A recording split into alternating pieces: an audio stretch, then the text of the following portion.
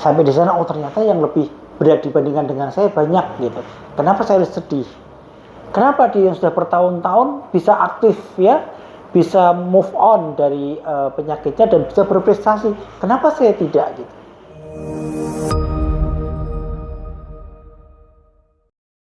Ada lagi pertanyaan dari pasien tentang dokter, saya menderita autoimun sudah beberapa saat dan saya masih sering merasa stres, masih denial, menolak gitu ya, sehingga menjadi tidak sembuh-sembuh, keluhnya akan muncul terus gitu.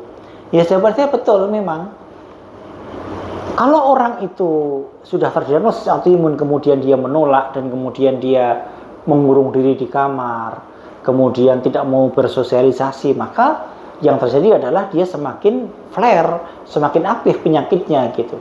Sehingga pengobatan yang dilakukan pun menjadi seakan-akan percuma gitu, karena psikisnya tidak mendukung gitu.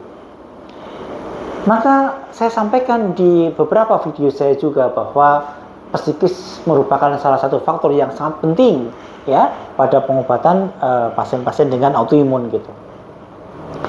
Maka saran saya, salah satu caranya adalah silahkan cari informasi apakah di tempat Bapak Ibu itu ada komunitas-komunitas yang isinya orang-orang dengan autoimun gitu.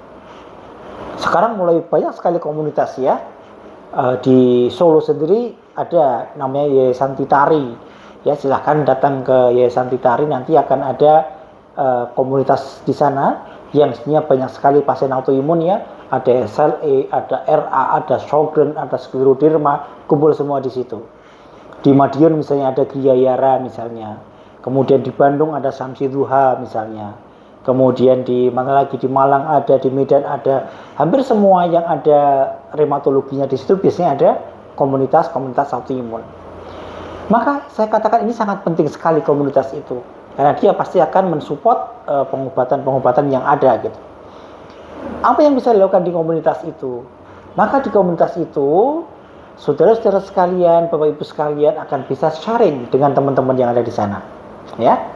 Sampai di sana, oh ternyata yang lebih berat dibandingkan dengan saya banyak gitu. Kenapa saya harus sedih? Kenapa dia yang sudah bertahun-tahun bisa aktif ya, bisa move on dari penyakitnya dan bisa berprestasi? Kenapa saya tidak gitu? Maka sangat penting dukungan sosial dengan komunitas-komunitas autoimun seperti ini. Silakan Bapak Ibu di mana daerahnya cari ya yang ada komunitas-komunitas seperti itu. Di tempat kami di Solo ini kebetulan Yayasan Titari ada di bawah bimbingan kami, di bawah pembinaan kami, maka kita sering mengadakan kegiatan-kegiatan di komunitas ya. Kita sering refreshing ya, pergi ke Tawangmangu misalnya, ke tempat-tempat yang sejuk ya. Kemudian kita isi dengan materi-materi sebentar, kemudian dengan bergembira bersama-sama di sana misalnya. Kemudian kita adakan sarasian, diskusi-diskusi untuk menambah ilmu. Ada juga kita mendatangkan guru-guru pelatihan ya, untuk menambah keterampilan buat para pasien-pasien dengan autoimun, sehingga dia tidak putus asa, dia tidak stres ya karena penyakitnya gitu. Maka ini sangat penting sekali. Dan memang sangat kelihatan bedanya orang yang aktif di komunitas dengan yang tidak. Misalnya yang aktif di komunitas ini cenderung lebih baik outputnya dibandingkan yang tidak aktif. Dia bisa berprestasi, sekolah selesai, dan bahkan bisa bekerja dengan baik ya. Sementara yang tidak aktif di komunitas, di perkumpulan menjadi lebih sering menyendiri, mengurung ya, ketemu dengan orang lain minder misalnya, maka ini tidak diperlukan lagi. Orang autoimun itu bisa tetap hidup normal, berprestasi seperti yang lain bisa. Dan sudah banyak buktinya gitu. Apakah autoimun harus minum obat seumur hidup? Saya jawab tidak. Ya. Asalkan sudah remisi itu artinya sudah tertangani penyakitnya, keluhannya tidak ada, maka akan kita tapering, kita turunkan dosisnya pelan-pelan, kemudian di stop. Apakah itu berarti sembuh? Tidak juga. Dia remisi total tapi tidak menyembuhkan total. Kenapa? Karena ini genetik. Sebelum genetiknya teratasi, maka tidak dikatakan sebagai sembuh, tapi dikatakan sebagai remisi terkontrol gitu.